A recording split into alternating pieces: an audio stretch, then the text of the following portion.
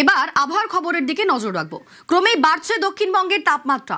সোমবারের মধ্যে কলকাতার তাপমাত্রা 36 ডিগ্রির বেশি এবং 40 ডিগ্রি ছুঁতে পারে পশ্চিমের জেলাগুলির তাপমাত্রা। এরকমই তাপমাত্রা পারদ কতটা চড়বে কি বলছে হাওয়া অফিস? আমাদের সঙ্গে বিশ্বজিৎ রয়েছেন প্রতিনিধি। বিশ্বজিৎ, দক্ষিণবঙ্গের জন্য কি বলছে হাওয়া অফিস? গরম এবং অস্বস্তি আসছে এবং সেই গরম এবং অস্বস্তি পশ্চিমের জেলাগুলিতে অবশ্যই খুব বেশি হবে।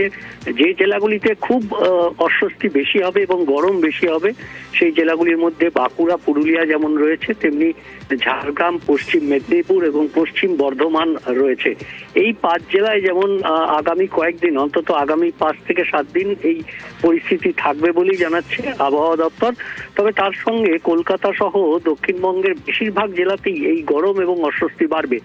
আগামী 2-3 দিনে অন্তত 2 থেকে 3 ডিগ্রি সেলসিয়াস তাপমাত্রা বাড়তে পারে, এমনটাই অনুমান আলিপুর আবহাওয়া দপ্তরের বিজ্ঞানীদের। কারণ যে তাপমাত্রা এই মুহূর্তে রয়েছে সেই তাপমাত্রা কোথাও স্বাভাবিক বা স্বাভাবিকের কিছুটা নিচে রয়েছে, আবার কোথাও স্বাভাবিকের সামান্য উপরে রয়েছে। এই তাপমাত্রা কিছুটা বেড়ে গেলে যেমন গরম বাড়বে, তেমনি প্রচুর জলীয় বাষ্প ঢুকছে অক্ষরেখার টানে, আর তার ফলে আর্দ্রতাজনিত অস্বস্তিও থাকবে। গরম এবং অস্বস্তি আরো বাড়বে। আবার তারই পাশাপাশি উত্তরবঙ্গের দিকে নজর রাখবো।